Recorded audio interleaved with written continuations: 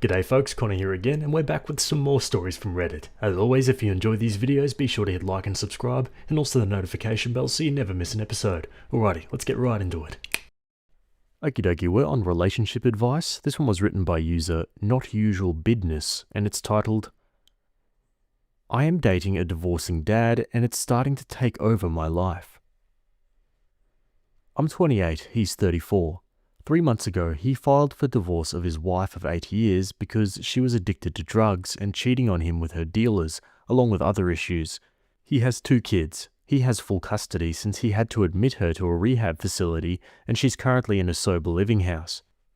He's attractive, smart, and kind. We went to the same university. His current job, he must be making millions a year, and he's also really cute and fit. Normally this man would be a unicorn on the dating market. He's also very into me. My hesitancy is from the fact that the divorce is so fresh. Most of his time is committed to his kids. He still has a lot of anger towards his ex. It's clear he hasn't fully healed or fully figured out what the future is going to look like since he's been dealing with the fallout of his marriage. He was honest what his time commitments are and that he originally didn't expect to find anything serious, but he is second guessing that since he met me. I'm scared that he just really wants to sleep with me but doesn't have the bandwidth for more. And even if he said I'm a special case, he just doesn't have the energy for anything more. I really like him, but I want to protect myself. Am I being naive for pursuing this further? Yeah, ultimately it's up to OP. The timing is really tricky, and she's got to be careful that this isn't a rebound. Let's go to the comments. He's telling you he wants sex, but not a relationship. I don't have the bandwidth for you, but can we have a shag? Is telling you exactly where he's at, but you're not really listening. She says, he never said that explicitly, just that he has very real time commitments with a demanding job and now sole custody of 2 kids. But yes, he's made a lot of comments about how beautiful and attractive I am, though he also says he really likes how smart I am too. The way he phrased it was he wasn't looking for anything serious, but he also really likes me and would like to continue dating. But I'm not sure if I believe him, or I'm scared of getting attached and him realizing he has too much going on for something serious. You never know unless you try. He very well could be all those things you worry about, but he could also be something great. Just don't have sex with him until you feel like he's not trying to play you. She says, yeah, I plan to take it slow, even if the chemistry is insane.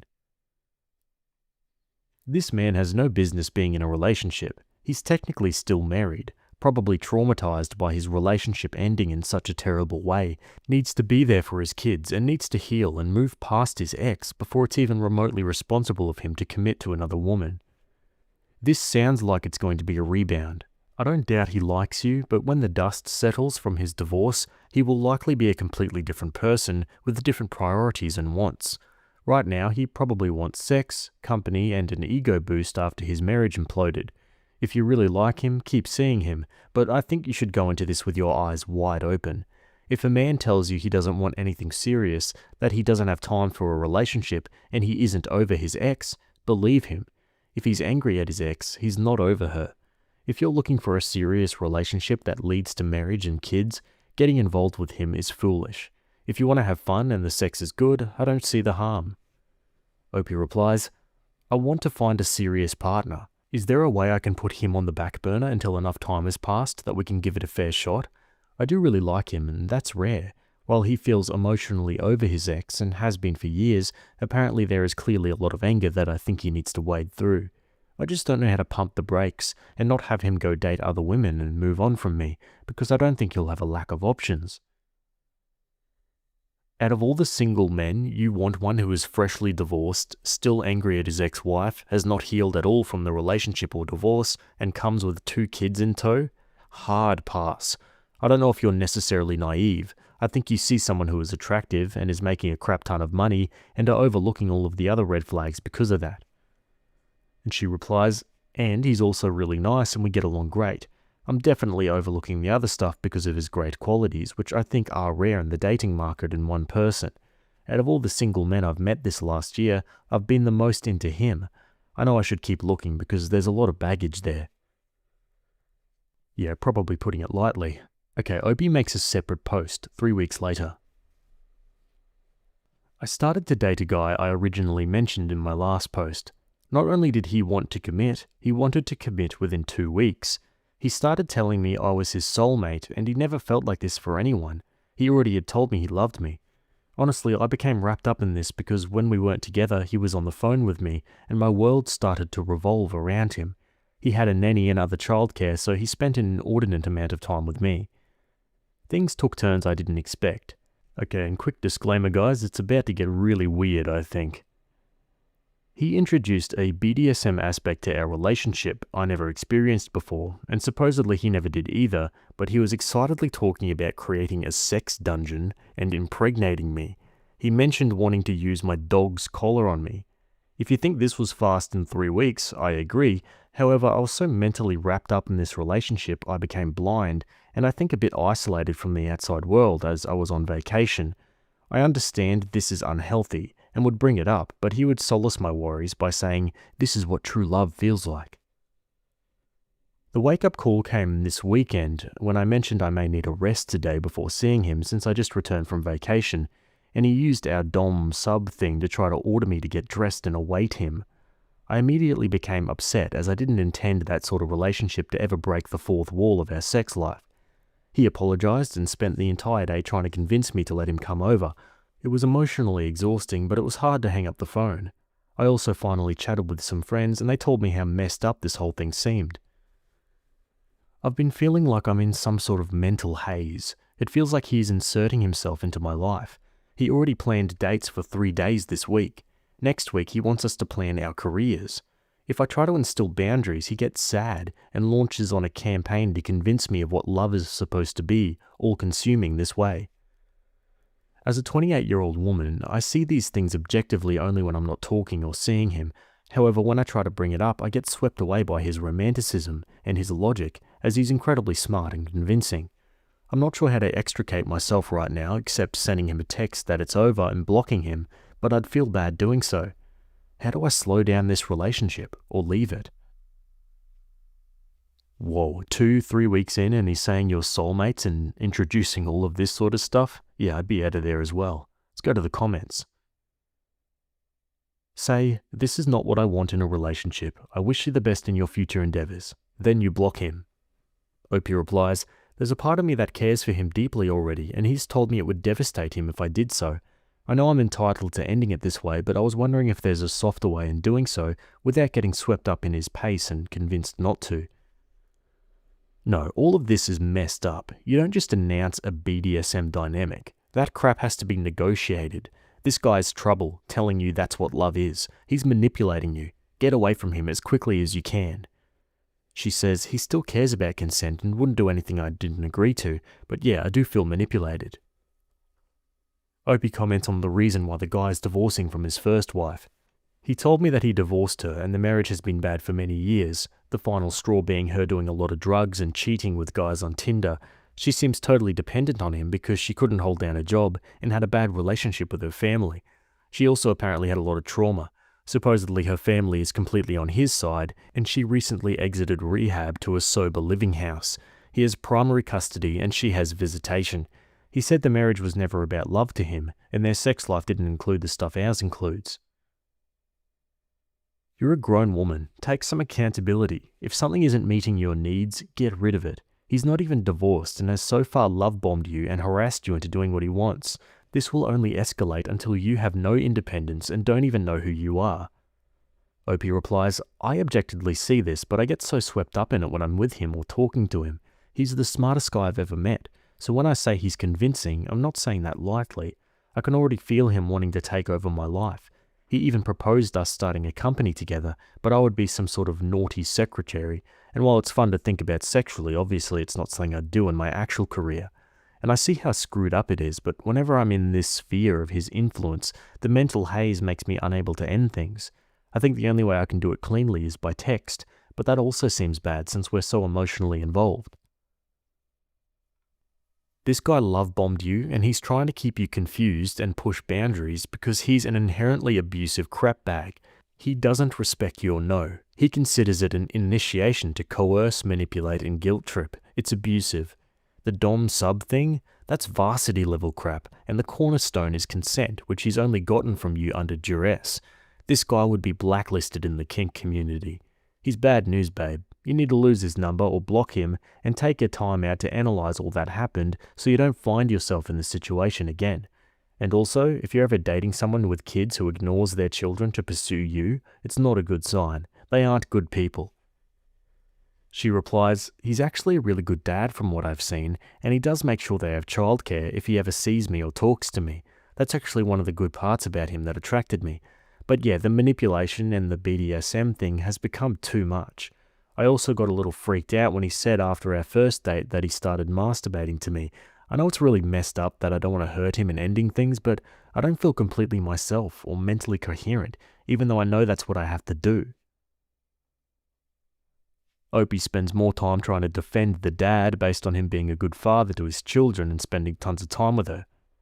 He spends a lot of time with his kids. When he's not at work or with me, he's with them. I don't have kids, so I don't think this is abnormal. They seem to love him a lot and he's gentle with them. I don't have kids, so is that not a hallmark of a good dad? Someone replies, in the context of his current life circumstances, no, he's not being a good dad. The amount of time he's spending with you is alarming, and he's not really being there for his kids in a healthy way. This man says the words you want and need to hear, but his actions do not match. I'm glad his kids aren't horrifically neglected, but that's also bare minimum for them. For you, you deserve to have your desires respected. He shouldn't be acting as a dom when he doesn't know how to do it in the healthy way that isn't coercive. Men like this look for people pleasers who don't want to hurt them. Maybe he isn't even doing it consciously, but on some level he knows exactly how to manipulate you, and you really need to get away. She says, I honestly think that's what it is. I don't think he's consciously trying to manipulate or abuse me, which is why I feel bad about leaving him through a text. I think he really wants this to work, so he edits what he says or tries to use different tactics to stay with me. I don't think he's someone who actually wants to intentionally harm me, and he's not into pain or doing things without consent, even if he spends time trying to convince me. That's what makes it difficult to just cut things off, because I don't think he's done any of these things with the conscious desire to harm me, even though it has. God, Opie, this is exhausting. The fact that he has harmed you is enough. Can't believe she spent this much energy in the comments section trying to defend him. Okay, on to another update, 2 days later. Many people were concerned and asked me for an update. I did end things and have done it in a way I found most peaceful for me. Most of you will be unhappy with how I did it, but I'm just doing what works best for me and my conscience. I told him I was feeling very overwhelmed from this relationship and I needed to exit and focus on my life for a while, since I felt that this relationship had overtaken it. I know a lot of people said he was manipulative and evil. Yes, I listed the things that made me uncomfortable in our last post, but he had been sweet and kind to me throughout our brief dating phase too. I honestly just mostly feared how difficult it would be to end things with our chemistry and his assurances overcoming my better judgment. He texted me and asked to call me, and as many of you guessed and will probably judge me for, I agreed to it, feeling that at least it was easier to keep strong over the phone, and I did have a friend over. He did spend a lot of the call trying to tell me that this was too special to give up on. When I started crying, I think he understood how badly this was affecting me, and he agreed to end things, but told me if I wanted to see him again to let him know. Whether he was lying or not, he said he is uninterested in anyone else and wouldn't see anyone for a time in case I changed my mind. We even had a laugh about it all before hanging up. No stalking or harassment or texting or calling since then. I feel a lot mentally freer and I'm happy with how it ended. Addressing other comments. The BDSM thing was something I'd never done before, but I was willing to try it. It didn't start out that way and all of those things were at his suggestion, but if I said no, he would drop it. It just bothered me when he used that dynamic in our regular relationship.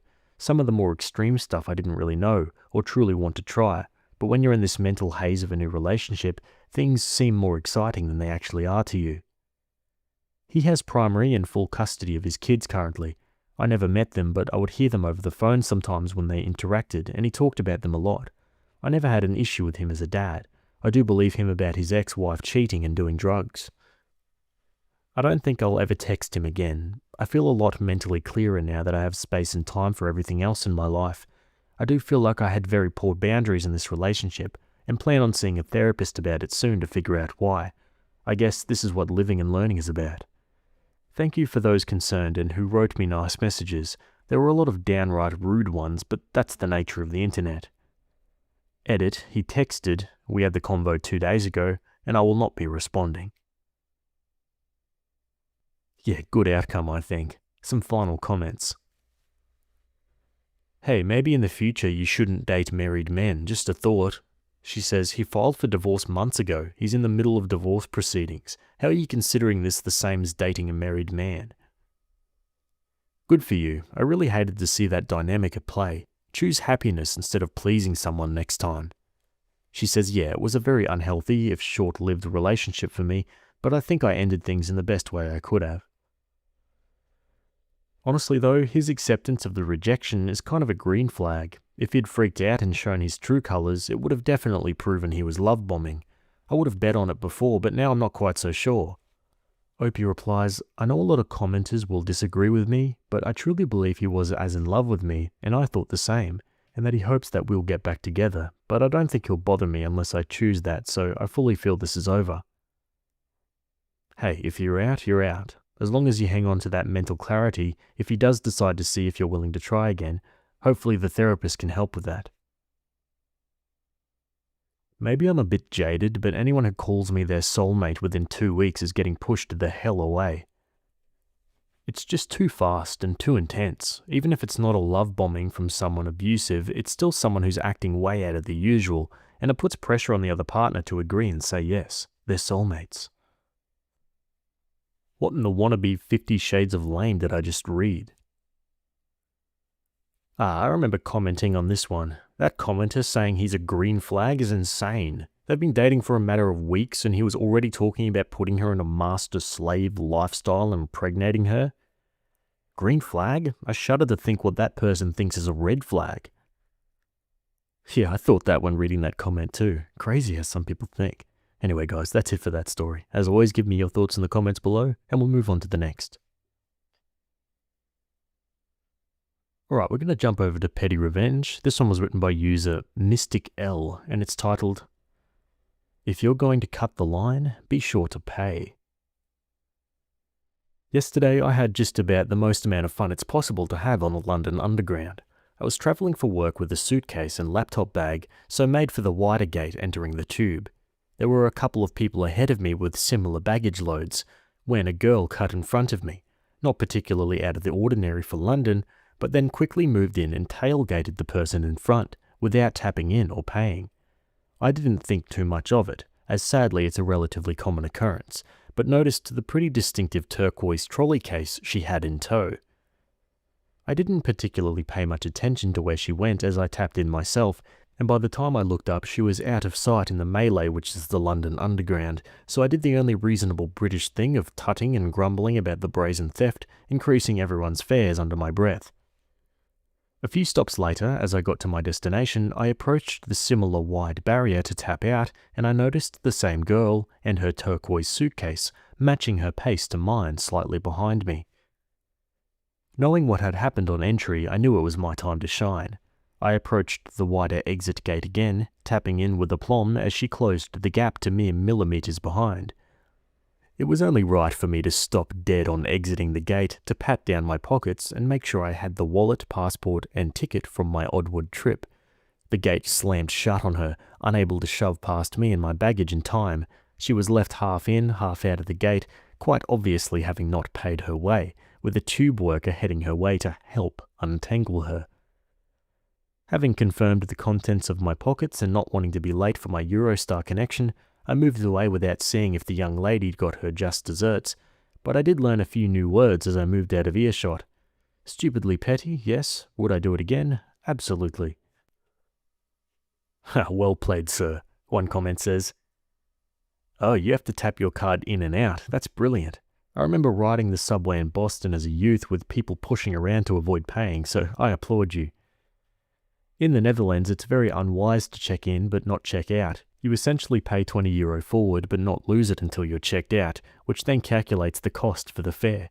So if you go for my usual trip, I'd pay €20 forwards upon checking in, and when I check out after arriving at my stop, I only really lost about €5.20.